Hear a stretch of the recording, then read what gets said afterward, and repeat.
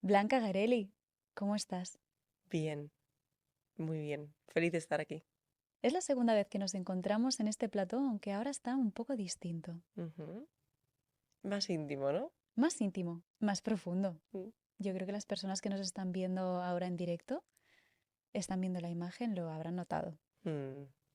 La primera vez tuvimos una conversación muy interesante y de hecho muchas personas que escucharon esa entrevista me pidieron una segunda parte, así que vamos a seguir pintando ese tintero. ¿Qué te parece? Divertidísimo. Me encanta. Siempre me lo paso bien contigo, Mireia. Igualmente. Estamos en unos días que son especiales por todo lo que ha pasado en Valencia, tanto si somos personas que lo hemos vivido de primera mano como personas que no lo hemos vivido, creo que estamos igual de afectados con distintos grados, evidentemente.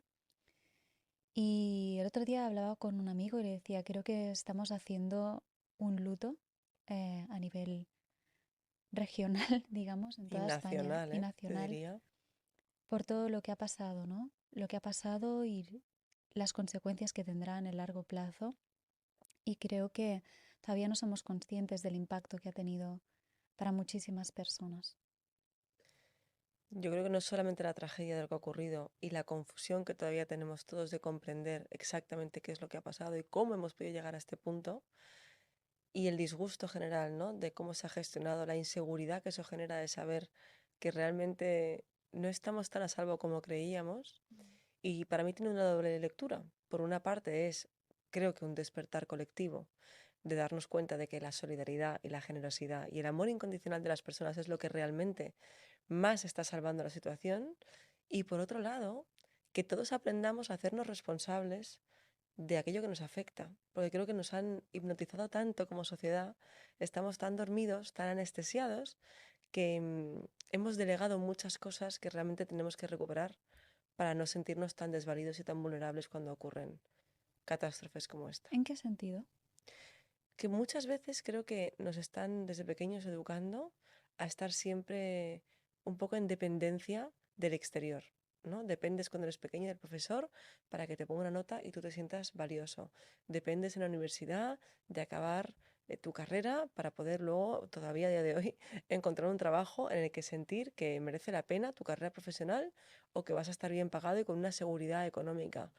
Mm, con respecto a la política, a los estados, ocurre un poco lo mismo. Creo que no es del todo real, que ya hay muchas personas, yo creo que mi generación no es la tuya exactamente, porque te saco unos años, ¿no? Pero que las personas se tienen que dar cuenta de que en realidad todo esto también nos da la oportunidad de recuperar el poder dentro de nosotros y de tomar decisiones que quizás se salgan de la norma, como está ocurriendo ahora con Valencia, y que nos abre el horizonte a vivir de una forma diferente, a respirar de una forma diferente. No sé con quién lo hablaba estos días, ¿no? Y yo no he sentido una sensación de inseguridad tal. Y mira, yo tengo amigos que son de Colombia y me han hablado de cosas muy duras que ellos han vivido en su país, ¿no? De sentir que no pueden ir por la calle porque los pueden atacar, atracar, eh, asesinar incluso, ¿no? Y han vivido con esta sensación de es peligroso caminar por la calle. Yo jamás había sentido esto hasta que pasaron los atentados aquí en Barcelona y estos días me he vuelto a encontrar con esta situación, pero creo que forma parte, como tú dices, de una realidad. También, por otra parte, creo que hay mucho que debatir al respecto, pero sí que el gobierno quizás no ha actuado de la forma que lo tendría que haber hecho y muchas personas se han sentido desilusionadas. Han dicho, es que hay que hacer algo, lo voy a hacer yo, ¿no? Lo que tú dices de nos confronta con una sensación de supervivencia y solidaridad. Claro, la clave es que siempre vamos a tener momentos de supervivencia, sea colectivo o sea individual, por las experiencias que en el fondo hemos venido aquí a masterizar cuando elegimos venir a a la vida, ¿no? Cuando elegimos empezar a respirar. Pero la manera en la que lo integramos puede ser empoderador o puede ser devastador. Y había personas que me decían, hombre Blanca, ¿y tú qué opinas? Claro, la gente que ahora está en shock postraumático con todo lo que está ocurriendo, esto va a durar muchos meses, rehacer su estructura neuronal, su sistema de seguridad, que su sistema nervioso realmente consigan recalibrarlo. Es que el trauma no es fácil muchas veces disolverlo cuando hay tanto y es colectivo.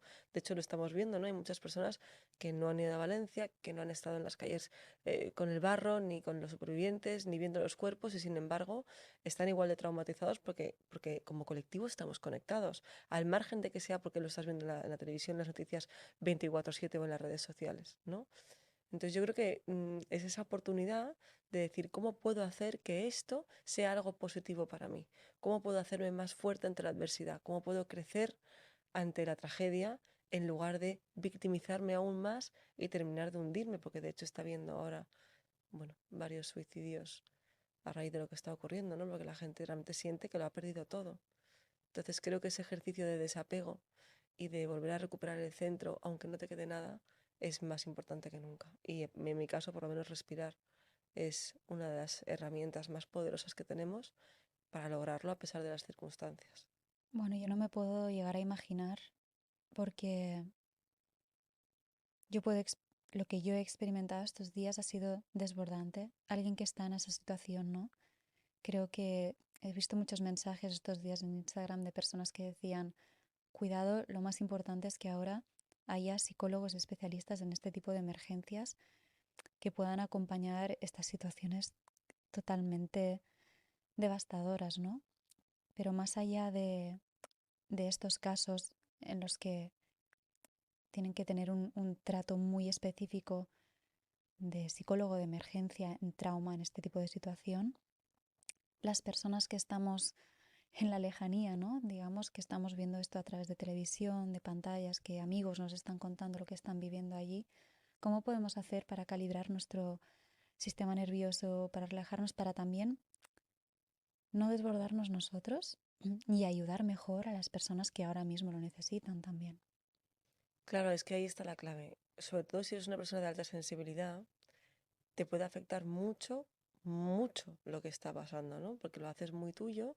Si tienes una hiperempatía y conectas demasiado en profundidad con la tragedia y te metes en la tragedia, la haces tuya, realmente tú eres un superviviente más de esa catástrofe. Entonces, creo que tenemos la responsabilidad de conocernos lo suficiente como para saber hasta dónde podemos ser útiles sintiendo la compasión de lo que está ocurriendo y hasta dónde nuestro ego se está haciendo partícipe de algo que en realidad tú no estás viviendo en primera persona o no te está afectando en primera persona y te estás metiendo en la adicción al drama. Y yo sé que esto va a sonar duro lo que estoy diciendo, pero es que el ser humano funciona así. Muchas veces en las relaciones pasa, ¿no? Blanca, es que ¿por qué siempre me gustan los hombres que me hacen daño? O los que tienen algún tipo de perfil narcisista. O los que me lo ponen difícil. Dijo, porque hay una parte de tu química del cuerpo y neuronal que está pidiendo esa adrenalina, que está acostumbrado a sufrir y que entiende que el amor está unido a eso. Entonces, como esto está también en el inconsciente colectivo, a veces cometemos el error de pensar que más amamos a las víctimas de la tragedia de lo que está ocurriendo en Valencia, cuanto más nos implicamos en esa tragedia. Cuando la realidad es que si tú te metes en esa oscuridad, ya eres parte de esa oscuridad, no puedes representar la luz que ellos necesitan para agarrarse a ti. Entonces es mucho más útil si tú calibras hasta qué punto puedes ser parte de lo que está ocurriendo porque empatizas con ello y quieres ayudar y en qué punto te has perdido en la tragedia. Y ahí hay que desapegarse, hacer un poco de movimiento hacia atrás y calibrar qué estoy consumiendo, cuántas veces al día lo estoy viendo, cómo me está afectando, porque no ayuda si tú eres una parte más del problema, ¿no? Totalmente de acuerdo. Y una cosa que se me ha repetido muchísimo estos días y ya no sabía cómo, llegó un momento de tener que dejar de ver redes sociales, sentía una culpa tremenda. Culpa por tener una casa en la que me siento segura. Culpa por estar duchándome con agua caliente. Culpa por no estar aportando suficiente, por no estar allí en Valencia. Culpa, culpa, culpa. Y era, es que es una forma de que tiene el sistema humano de calibrarse, ¿no? Y por este dolor, por este tremendo dolor que están viviendo tantas personas. Pero realmente es un sistema de protección que nos ayuda por una parte, pero que también tenemos que saber cómo gestionarlo, ¿no? Y en eso la respiración consciente nos puede ayudar mucho, ¿no, Blanca? Tú lo acabas de hacer ahora, aunque no te hayas dado cuenta. Has dicho culpa, culpa, culpa y has respirado. Porque el cuerpo, que es súper sabio, y que tiene una memoria ancestral acumulada de millones de años a nivel celular, ya sabe que cuando respiras las células se oxigenan y se vacían de emociones densas, se desintoxican, se liberan. Y cuando tu cuerpo está liberado, puede hacer homeostasis, puede entrar en equilibrio, tu sistema nervioso puede alcanzar esa paz que realmente debería ser nuestro estado natural del ser. Entonces hay gente que me dice, Blanca, pero esto se puede conseguir aunque te esté cayendo una bomba al lado. Y la respuesta es sí, sí se puede conseguir. De hecho, hay respiraciones que yo enseño en mis grupales y en mis mentorizados que las utilizan los Navy SEALs para poder recalibrarse en momentos de máxima alerta. Porque si tú estás en una misión y estás fuera de tu centro, no vas a poder ser útil porque tus estímulos no funcionan igual, tu sistema de alerta tiene tu cortisol por las nubes y estás secuestrado por el miedo. Y en ese estado no eres de ayuda, ¿entiendes? Entonces, ¿a qué te ayuda la respiración consciente conectada, que es una de las herramientas que imparto en mis retiros y en la forma que tengo de trabajar? Te ayuda a comprender cuán lejos estás de esa calma, de ese enraizamiento interno que debería de ser lo normal y permanente en el día a día de una persona. Hemos banalizado tanto el estrés, cronificado además, y la mala alimentación y la falta de sueño y el estar siempre agotados y estar siempre constipados, enfermos. Es que eso no es normal, Mireia. Eso no es lo normal. Lo normal es que seamos personas sanas, vitales, centradas y no importa la edad que tengas. Porque si tú cuidas bien de tu cuerpo y lo oxigenas adecuadamente, el cuerpo cada año se está rehaciendo a sí mismo. Pero si tú agotas los sistemas, porque te enganchas de drama en drama, drama colectivo, drama personal, porque te ha dejado tu novio y estás en el drama, porque te van a despedir del trabajo y estás en el drama, porque no tienes el dinero que necesitas y entonces estás ahí enganchado a la escasez, porque ocurren catástrofes como las que está ocurriendo y las haces tuyas. Vamos a ver, es que tiene que haber una responsabilidad personal sobre eso. Y cuando no tienes herramientas mentales, psicológicas o racionales para acudir a eso, la respiración lo hace por ti. No tienes que hacer nada, solo respirar. Y yo me pregunto si también, ¿tú crees que el buscar ese centro de estar en paz, de estar bien, puede traer como una doble presión a la persona que está viviendo un momento emocionalmente complicado o desbordante? El querer estar siempre centrado, siempre bien. Claro, siempre que tú lo hagas como una exigencia y entres en la obligación, ya eres esclavo de lo que llamamos el ego espiritual. ¿Qué es el ego espiritual? Intentar llevar el perfeccionismo al ámbito de la espiritualidad. Tengo que hacer yoga cada mañana. Tengo que hacer mi respiración antes de comer. Tengo que estar calmada aunque los niños estén perreando y yo esté a punto de explotar. Tengo que sonreír y estar tranquila. Eso no es auténtico. ¿Puedo añadir una? Por favor. Soy mejor que alguien que no hace las prácticas de espiritualidad que yo llevo a Total, cabo todos los total, días. total. Claro, porque ya estás enganchado a otro tipo de ego. Sigues creyendo que la espiritualidad te permite ser un ser superior y no lo es. La espiritualidad es lo que somos. Somos un espíritu dentro de un cuerpo. Sin más. Es solamente reconectarte con esa realidad en ti. Porque si no consigues tener una fusión entre tu parte humana y tu parte divina, tu vida va a ser muy dura, muy difícil, muy apegada al ego. ¿Cómo puedes hacer esta afirmación con tanta seguridad? Siempre lo digo, que logro acompañar a personas a disolver su ego poco a poco con estrategia y hackeándolo, no a lo bruto, porque el ego también es necesario, porque nos ayuda a sobrevivir, porque yo he sido una de las personas con el ego más duro de pelar y más difícil de disolver que yo he conocido. Y sigo trabajando en él cada día, pero con amor, respetándome, con compasión, que somos humanos. No creo que el camino del desarrollo personal se acabe nunca, hasta que dejas de respirar. Mm. En las sesiones de respiración que haces, ¿qué cambios ves en las personas? ¿Cómo se desarrolla una... Me gustaría saberlo porque yo he vivido alguna de tus sesiones, pero nunca las he vivido en vivo. Siempre ha sido a través del online y creo que no le hace honor a esta práctica. ¿Qué pasa en el cuerpo de la persona? ¿Qué se libera? ¿Qué tomas de conciencia tienen? ¿Qué ocurre? Cada ser humano es distinto y cada cuerpo reacciona de una forma somática diferente. También va a depender del momento vital en el que estás, va a depender de la intención que le pongas a esa respiración, de lo que tú quieres desbloquear o destaponar en ti, y de lo preparado que estés para autosostenerte en esas emociones que tú vas a dar salida o en ese canal que vas a abrir dentro de ti. Pero lo interesante es que el resultado general que las personas comparten, tanto en online como en presencial, es una liberación de información que cuando tú estás en el día a día no puedes acceder a ella, porque al final somos un 95% inconsciente y solo un 5% de conscientes.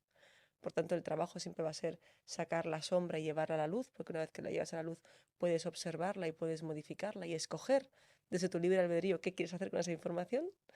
Entonces la respiración lo que te ayuda es a acceder a una parte de tu inconsciente de una forma preciosa, con una música maravillosa y que te ayude a sentir todo lo que en el día a día no te permites para que el cuerpo que hace ese trabajo de transmutación por ti pueda liberar y limpiar todo eso que está atascado y que te da miedo ver en un estado consciente. Entonces, la liberación es increíble. La gente se va diciendo, wow, es que ahora entiendo por qué me pasó esto, es que he visto estas imágenes, es que he recordado esto, es que ha venido una imagen de mi abuela a decirme que esta cosa que pasó realmente no fue mi responsabilidad y me he descargado de esta culpa. Es que siento que tengo una paz interna que solo la conseguía con Lexatin. Porque claro, es una vuelta a ti, es una vuelta a tu estado original, que por desgracia estamos tan perdidos que a veces hasta lo desconocemos. Mm. O lo hemos experimentado en algún momento, pero no sabemos volver a él. ¿Tú crees que hay muchas personas que en su día a día no se sienten conectados o se sienten perdidos? ¿Y cómo lo hacen cómo lo pueden hacer para recuperar has hablado de la voz interior? ¿Cómo conectarme con esa voz y saber que es una voz fiable, ¿no? Aquello que dices, siento que no estoy del todo viviendo la vida que quisiera, pero ¿qué parte de ti está diciendo eso? Es, cómo se identifica? Wow, esta pregunta no es fácil resumirla, ¿vale? Pero voy a intentar que sea digerible. Cuando tú entiendes que tú eres un espíritu que ha entrado en un cuerpo y que parte de tu vehículo, que es el cuerpo, es la mente y que una parte de la mente es el ego, que existe para que cuando realmente estés bajo amenaza, todo tu cuerpo se ponga en disposición de salir corriendo, de pelear y atacar o de congelarte para poder sobrevivir de alguna manera, te das cuenta de que si tu estilo de vida es estresante y tu forma de respirar tu vida es con una respiración corta que no pasa de aquí, que no consigues que penetre en ti y que vives ahogado en cualquier ámbito, tú ya sabes que tú así no quieres permanecer, porque no te encuentras bien. Te empiezas a sentir mal, todos tus sistemas se empiezan a desgastar, te empiezas a oxidar mucho antes de tiempo, empiezas a enfermar, te empiezan a diagnosticar cosas distintas que vas a diferentes médicos y ninguno te hace el puzzle completo. Y de repente es cuando te das cuenta y dices, no entiendo dónde perdí mi equilibrio. Esto no lo quiero. ¿Cómo lo rehago? Vale.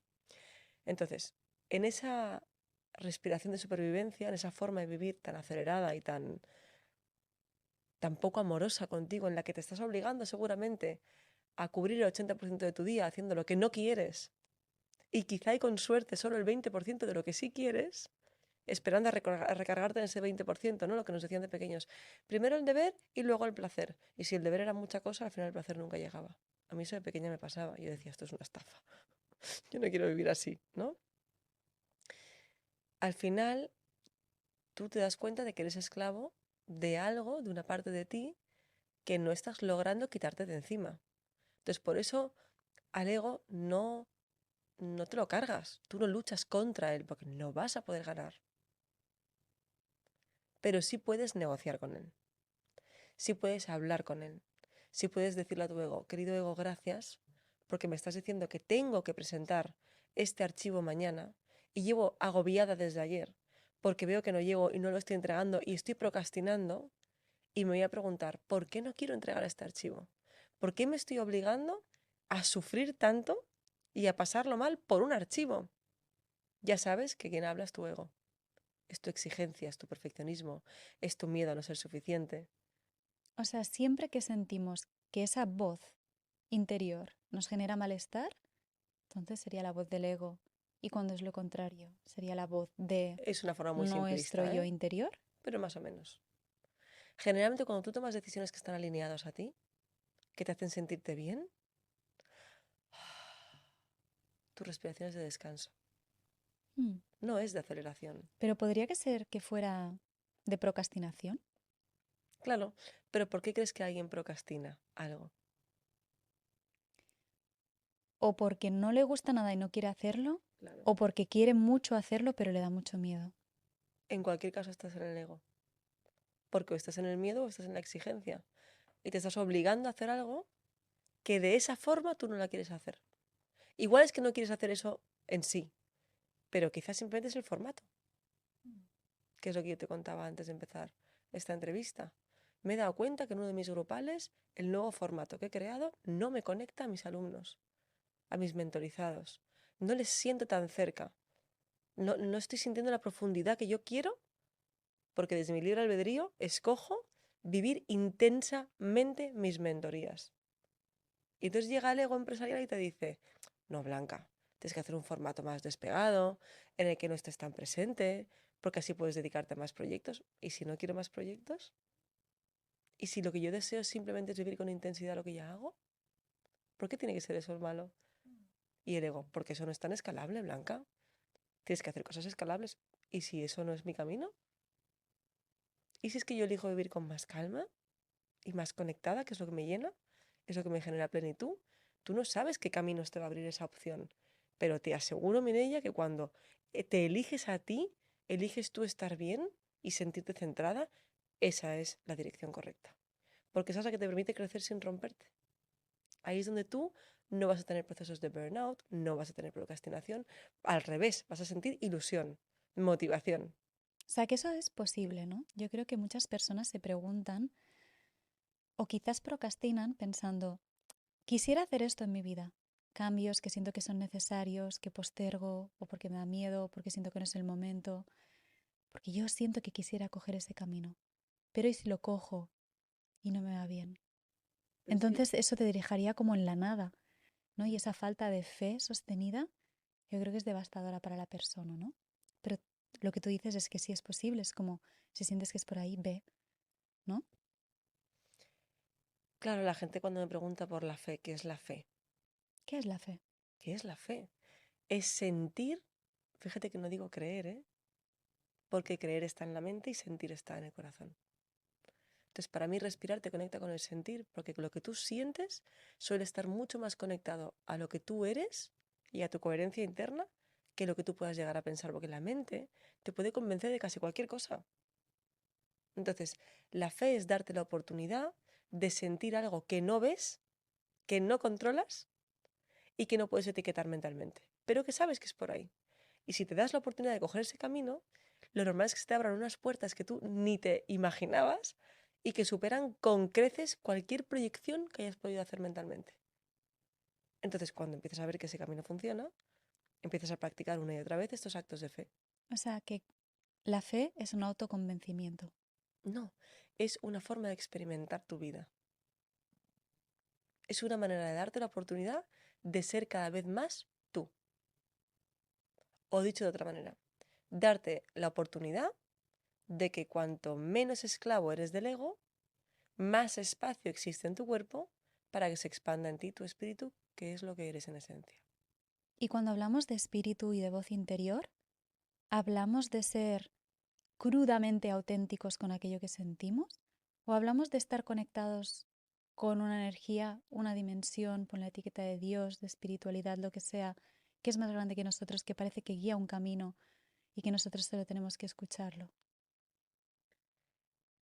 A ver, es una mezcla de las dos cosas. O Ujú. sea, como desde mi perspectiva creo que somos un trocito de Dios en la tierra, ¿Y cómo describirías a Dios? pues mira, me preguntó ayer una persona que se dedica a limpiar mucha densidad en el seno de la iglesia. Y me preguntó, Blanca, ¿qué es para ti Dios? Y le dije, para mí Dios es la interconexión con el todo. Es la sensación de fusión con todo lo que tiene vida, que se ve y que no se ve. con lo visible y con lo invisible. Es sentirte parte de algo más grande que tú. Y que el sentimiento de esa fusión se genera bajo una unión y un amor incondicional. Una plenitud que te invade y que ya no quieres vivir de otra manera. Y que ya solo escoges tus elecciones en función de lo que te hace sentir ese amor. ¿Tú crees que es posible vivir desde ahí? Es lo que yo estoy viviendo ahora, desde hace 4 años. Desde que volví de la experiencia cercana a la muerte. Es lo que intento decidir en cada micro oportunidad diaria. Y por eso estoy todo el día recalibrando GPS. Blanca, ¿qué quiere decir que la vida no te da lo que quieres, sino lo que eres? Pues lo que quiere decir es que muchas veces tú proyectas algo que tú deseas desde tu mente humana, que suele ser mucho más pequeñita y limitada de lo que normalmente la vida tiene para ti. Entonces, para mí cuando digo que la vida te da lo que eres, quiere decir que tú representas un nivel de conciencia. Tú representas una frecuencia. Todos nos movemos todo el rato entre el miedo, la alegría, la paz, el sufrimiento, la confianza, porque estamos vivos y todos los días nos ocurren cosas, ¿no? Esto a nivel de ondas cerebrales también funciona así. Todas ocurren al mismo tiempo, aunque algunas tengan más predominancia, ¿no? Entonces, cuando tú haces un trabajo personal profundo y la respiración ayuda muchísimo a esto, tú vas a ir desarrollando una capacidad de volver a estados de frecuencia elevada, como pueden ser el amor, la alegría, la paz, mm, incluso la iluminación en un momento dado, porque hay momentos en los que uno puede alcanzar también ese estado, sobre todo a través de la respiración, y en los que cuando tú vives desde ahí, normalmente hay ausencia de miedo, porque o estás en el amor, o estás en el miedo, o estás en el espíritu, o estás en el ego. Entonces, si tú consigues que la mayor parte de tu tiempo tu ego esté tranquilito y calmado porque no viene nadie a asesinarte en ningún momento, porque no estás bajo amenaza constante, la realidad que tú construyes desde ese estado va a ser mucho más armoniosa, más ligera, más positiva, más bonita y más acorde a lo que podemos llamar vivir, que en realidad es a lo que hemos venido. Por eso salimos de un medio acuoso a un medio aéreo cuando nacemos y lo primero que hacemos es respirar la vida, aceptar la vida. Cuando tú vas por la vida ahogado, esclavizado por el ego, por tu mente, por tus creencias, por tus miedos, tú no estás respirando, no estás aceptando la vida. Estás viviendo muerto, un poco. Pues si yo pienso que atraigo lo que soy, alguien que ha vivido una desgracia dura en su vida y siente que eso no lo merecía, ¿no crees que genera como una especie de culpa innecesaria? No diría atraes, de hecho hemos dicho que la vida no te da lo que quieres, sino que te da lo que eres. Lo que significa es que a pesar de los retos que la vida te pueda enviar, Ujú. tú tienes el potencial de escoger desde dónde quieres confrontar esas tragedias. Te pongo un ejemplo personal. Mi madre tuvo un cáncer durante 6 años, tuvo varios, ¿no? Porque fue transmitiéndose la enfermedad en diferentes órganos. Y lo que yo recuerdo de ella era siempre una resiliencia, unas ganas de disfrutar a pesar del proceso. Reuníamos a varias de sus amigas, cuando le tocaba quimio jugábamos a diferentes juegos de mesa, se hacía amiga de otras personas que estaban alrededor también recibiendo la quimio ese día. Después cuando salíamos nos íbamos a cenar o a comer a un sitio que le gustaba. Entonces ella confrontó su enfermedad como una oportunidad para vivir más en presencia las relaciones cercanas de las personas a las que quería, a pesar de la enfermedad. Y de hecho la desahuciaron 3 o 4 veces. O sea, vivió varios años más de lo que los médicos le habían dicho. Y para mí fue un ejemplo de desde dónde quieres escoger vivir la experiencia de estar vivo, a pesar de lo que te ocurra. ¿Qué te ha enseñado tu madre? Fortaleza interna, crecer ante la adversidad, que los valores que resuenen en ti como tu verdad guíen tu camino para que puedas rodearte de las personas con las que poder compartir tu manera de ver y de sentir la vida,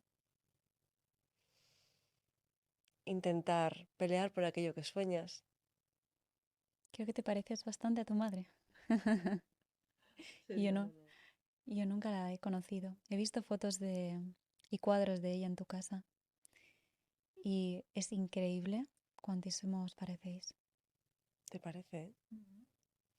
Yo siempre me considero muy distinta a ella porque ella era una mujer muy recta, tenía un sentido del perfeccionismo elevadísimo, Mm. era bastante estricta en algunas cosas y, y creo que se permitió poco de lo que ella hubiera querido en algunos ámbitos.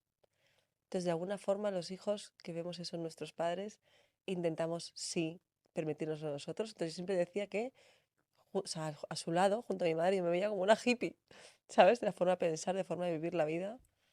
Pero le estoy muy agradecida porque, sobre todo, con su ejemplo me enseñó muchas cosas.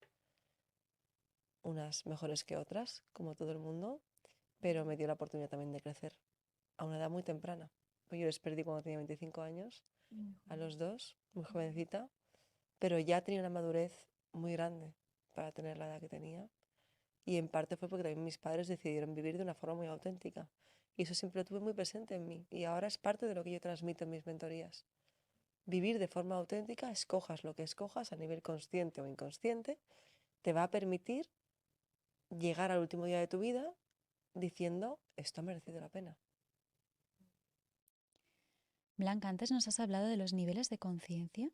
Me gustaría preguntarte qué son y de dónde viene este concepto. Hay un psiquiatra, se llama el Dr. Hawkins, que desarrolló en los años 70 una escala logarítmica en la cual podías medir las frecuencias de las emociones. De forma que él lo divide en dos y hay ciertas emociones relacionadas con el ego, con el miedo, con la apatía, con la vergüenza, con el sufrimiento, con el orgullo, que están en la escala más densa de las emociones que puede guardar el cuerpo humano, y luego una escala más ligera, porque no es superior ni inferior, es más ligera, con menor lucha, con menor oscuridad, con menor densidad, que están más relacionadas con los niveles más elevados de conciencia. Vamos a decir que cuando llegas a la comprensión, cuando llegas al amor, cuando llegas a la alegría, cuando llegas a la paz, a la calma interna, esa calma permanente, no calma momentánea, sino que tú permanentemente puedas estar en calma.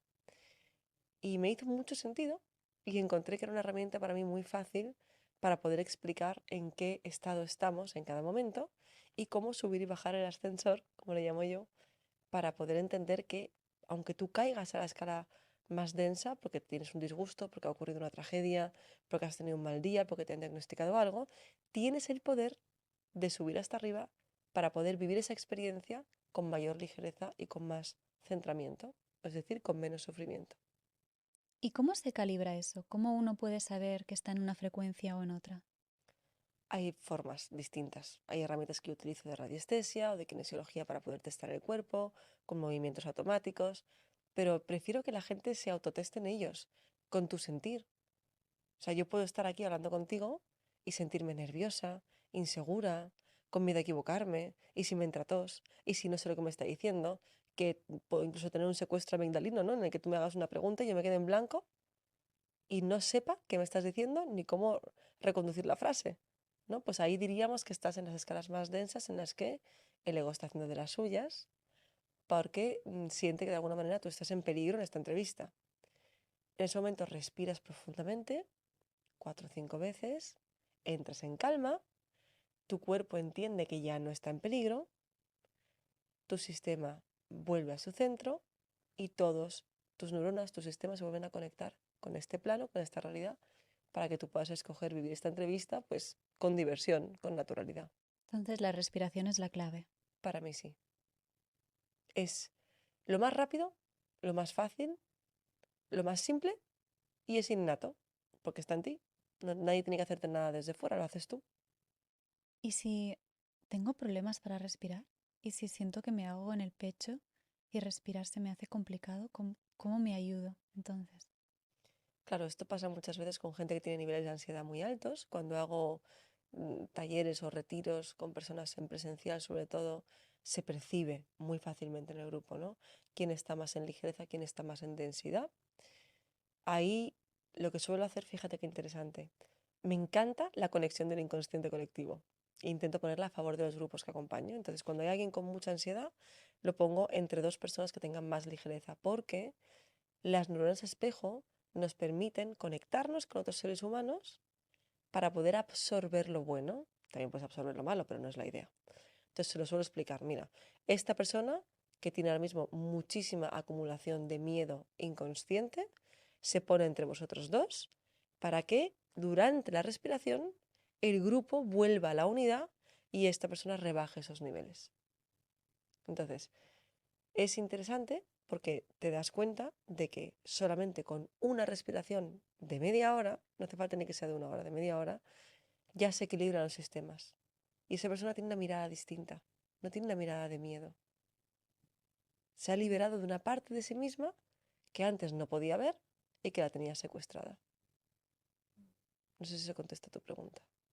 Sí, a veces pienso también cómo, no sé, hay personas que cuando hablan de espiritualidad, ¿no? Piensan en esta sensación de tengo que buscar experiencias, emociones, sensaciones en las que me siento en bienestar, pero a veces como negando emociones, como tú dices, más densas, ¿no? De rabia, de miedo, de inseguridad, de malestar por alguna razón, ¿no? Pero a la vez, si hago eso, me estoy disociando, porque eso forma parte de mí también, ¿no? ¿Cómo puedo navegar estas emociones sin tenerles miedo y sabiendo que son parte de la vida? ¿Cómo lo hago? A ver, yo en mi caso creo que al final me he convertido en mentora porque yo misma he tenido que pedir mucha ayuda de muchos tipos a lo largo de mi vida para entender mis propios estados, ¿no? Y por qué muchas veces me lo ponía a mí misma tan difícil a nivel empresarial, por ejemplo. ¿Por qué escogía siempre lo complejo? ¿Por qué era tan esclava de mi ego? ¿Por qué no me permitía que la vida fuera más sencilla? Y en parte era porque yo no tenía ni las herramientas ni el acompañamiento adecuado para entrar en mi sombra con amor. Y esto es clave y es parte del movimiento de Somos Uno, que todos formamos parte de él, no es cuestión de Blanca Garelli. Es que yo ya tengo personas de Somos Uno que acompañan ya a otras, porque ya llevamos casi un año juntas y van entendiendo que esto es casi una filosofía de vida, te diría, en la que cuando alguien te coge de la mano con amor, cuando alguien no te está juzgando, pero de verdad, que tú puedas abrir tu corazón a expuertas y que ese otro ser humano te esté sosteniendo porque entiende tu dolor, porque te acompaña a entrar en él y tú te sientes tan seguro, tan a salvo, que eso es la entrada, es la puerta para poder abrir esas sombras y mirarlas y decir, wow, pues tampoco eran para tanto. Y llevo media vida escondiéndolas porque me daba terror abrirlas por si acaso luego no podía volver a cerrar esa puerta. Y resulta que al abrirla se disuelven solas, porque el acompañamiento es una parte de esa clave. Y respirar es la herramienta que te ayuda a disolverlo más rápido. Experiencialmente es un choque, porque como tú dices, yo también he sentido muchas veces que cuanto más me disociaba de estas cosas que me aterraban, mm, más sentía una presión por querer sostener un estado que era insostenible, más dolor sentía, mi cuerpo más pesado estaba. Y cuando he podido, acompañada por otras personas que me han sostenido, mirar y sentir un dolor antiguo, acoger una tristeza nunca llorada, al vivirlo, eso de alguna forma sentía, claro, la emoción es fisiológica, tú la sientes en el cuerpo. Sentía como si pudiera recorrer el cuerpo y después me sentía más en paz. Y es muy curioso, ¿no? Creo que hay cosas que hemos vivido que evidentemente son muy, muy dolorosas y que a veces nos va a llevar un tiempo poder acercarnos a ver eso, ¿no? Y vamos a necesitar ayuda, pero que a la vez eso nos ayuda también a integrarnos, ¿no? ¿Sabes lo que pasa, Mireia? Que nos hemos acostumbrado también a querer ser demasiado mentales, incluso al entrar en nuestro inconsciente. Quiero saber qué pasó, con quién ocurrió, de quién es la culpa, de quién tengo que defenderme, con quién quiero sentir venganza. Entonces, para mí parte de la respiración que yo guío es que tú puedas transmutar con tu cuerpo información aunque no accedas a la información. Y esto es un súper ejercicio antiego. En el retiro que acabo de acompañar hace una semana, me decía una persona: Blanca, es que fíjate que mi cuerpo se está moviendo así durante la respiración y esto no significará, y le dije, da igual lo que significa. Si tú no puedes con esa información, el inconsciente no te lo va a mostrar en forma de imágenes en tu mente, pero tu cuerpo va a hacer esa traducción y va a limpiar esa memoria por ti, porque es que somos un 75% agua. Nuestras células guardan agua, guardan memoria y generan impulsos eléctricos en el cuerpo. Entonces, lo maravilloso del tipo de respiración que acompaño es que puedes limpiar y liberar esas memorias muchas veces sin tener que afrontar la información. Porque tú lo que buscas es un resultado. Buscas encontrarte bien. Buscas sentirte más liviano, más despejado, con amplitud, con amplitud.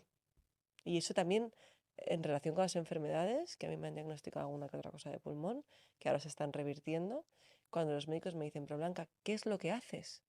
Y les digo: respirar de una manera muy concreta, porque yo en cada respiración meto técnicas de reprogramación, meto técnicas de hipnosis, meto técnicas diferentes para que la mente tenga una ayudita para poder sacarlo cuanto antes y que tú luego lo puedas integrar con calma. Nunca en mis acompañamientos abrimos nada que no se cierre allí. Y eso es muy importante para mí también. Que la gente sepa que lo que confronta se van a ir sin ello. Claro, y a veces esto me parece muy importante porque a veces no es lo que vives en el momento, ¿no? Que buscamos como esa catarsis para liberar algo que nos duele, pero lo importante es después poder sostenerlo, porque si no, lo que puede pasar es que se cierre con mucha más brusquedad, ¿no? Que tengamos las herramientas para acompañarnos o dejarnos acompañar. De hecho, yo lo explico muchas veces, hay técnicas de liberación energética, que en algunas también me he formado, que te llevan a tales niveles de catarsis que la propia adrenalina, la propia química de tu cuerpo, se puede hacer adicto a hacer catarsis. La idea no es esa. La idea es que tú entres en catarsis o en llanto o en sentir profundamente para que esa información la pases a través de tu filtro de amor incondicional y se disuelva. Pero no así, sino así. Porque eso te permite que tu niño interior pueda integrar las experiencias. ¿Para qué? Para que se pueda interiorizar en su adulto y que puedas volver a la unidad. Blanca, ¿qué le dirías a alguien que dice que la espiritualidad no da de comer? Porque creo que en nuestra sociedad seguimos teniendo como esta dualidad de pensamiento de que son dos cosas separadas. ¿Cómo podemos vivir una espiritualidad enraizada, sintiendo que no es contradictorio el hecho de sentir esta conexión con esta espiritualidad, cada uno que tenga el concepto que quiera, con vivir holgadamente en la tierra, ¿no? Con nuestros bienes, haciendo buen uso de nuestro dinero? Le diría que según el nivel de conciencia en el que esté, tiene razón. Porque alguien que está en miedo, que está en escasez de mentalidad, que está en pérdida y que esa realidad interna se está reflejando en su realidad externa, no le vas a convencer de que la espiritualidad le va a ayudar a llevar el dinero que necesita para sus hijos ese mes. ¿Entiendes? Entonces, creo que parte de no entrar en el ego espiritual es tener el discernimiento y el respeto sagrado porque cada persona hacemos lo que podemos con lo que tenemos. Y con Entonces, situaciones de vida que son muy muy distintas, ¿no? duras y muy difíciles. Entonces, alguien que realmente está en escasez, para empezar, que no somos nadie para dar lecciones a nadie. Eso lo primero que me gustaría decir, ¿no? Y lo segundo es que cuando alguien ya no está en escasez, es que ha recorrido ese camino. Yo la primera. Era una escasez mental. Estaba siempre en supervivencia, en el hacer. Venga, hay que hacer más. Siguiente proyecto, siguiente empresa, startup. Venga, ronda de inversión. Pa. Porque en el fondo había un miedo interno a no poder sacar eso adelante. O a fracasar, o a no ser nadie, o a no ser la empresaria que yo quería ser, o que creía ser. Y cuando todo eso se muere y te relajas, sientes que puedes confiar en la vida, que la vida te sostiene, que hay algo más allá de tu mente, por muy inteligente y válido que seas, y empiezas a hacer ese trabajo interno y a elevar tu frecuencia vibratoria, y a darte la oportunidad de escoger caminos que no puedes controlar, pero que te entregas, ahí se empiezan a abrir puertas que ni tú te esperabas y resulta que eso es a lo que llamamos abundancia. Y la última consecuencia de todo eso es el dinero. Gracias. Blanca, para terminar esta entrevista, que espero que en algún momento tenga una tercera parte, yo sé que estás montando un evento en Madrid, al menos el primero va a ser allí, que se llama Respira tu vida. ¿En qué consiste? Más que un evento, yo lo llamaría un show, porque es una mezcla muy rara que hemos creado, muy diferente, bastante disruptiva, en la que va a haber una parte de humor, una parte de testimonios y de humanidad, que creo que le da el sentido para que también las personas del público, sus neuronas espejo, hagan match y escuchen historias de personas que no solamente soy yo, que es que hay muchísimas más, a las que he podido acompañar personalmente en diferentes ámbitos y que han cambiado su estado del ser desde la escasez a la abundancia, desde el no querer la vida que tenían o vivir ahogados, a respirar la vida que realmente querían crear y que de verdad querían experimentar en este plano. Y además quiero involucrar al público para entender cuáles son las emociones que están más atascadas en ese inconsciente colectivo de ese día en esa sala, recoger esa información, crear una historia y un mapa entre todos, en directo y sin guión, y con esa información hacer una respiración consciente conectada en directo, con una acústica brutal, y hacer mediciones científicas con un equipo que hemos hecho una colaboración con ellos para que puedan ayudarnos a demostrar que cuando tú respiras realmente tus órganos, tus sistemas, tu epigenética, tu mente, tu estado emocional, tu estado vibratorio, tus campos electromagnéticos se modifican a nivel individual y a nivel colectivo en toda la sala. Pues tiene muy buena pinta. Va a ser muy divertido. Yo creo que nos vamos a ver allí. Sí, Seguramente, ¿no? sí, yo diría que sí, que Algo he haremos. cogido entradas. Tengo ganas de que llegue. No sé si habrá más, pero yo tenía ganas de experimentar algo así junto a otras personas que pudieran también ser parte de ese viaje, de esa aventura que vamos a vivir ese día.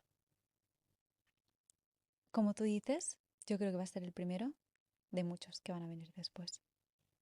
No se sabe, Mireia, pero confío en que si aporta valor, que sea la gente la que nos diga si quieren que hagamos otro o no. Se lo preguntaremos Claro que lo la semana que viene. preguntaremos, claro que lo preguntaremos. Eso es lo bonito para mí de en vez de vivir creando lo que mi mente querría, vivir al servicio de lo que la gente necesita. Mm. Eso ha cambiado mi forma de respirar mi vida. ¿Ese es tu leitmotiv de vida? Ujú. Así es. Blanca, muchísimas gracias. A ti por este ratito y por tus preguntas siempre tan interesantes y tan inteligentes. Gracias. Gracias, Mireia.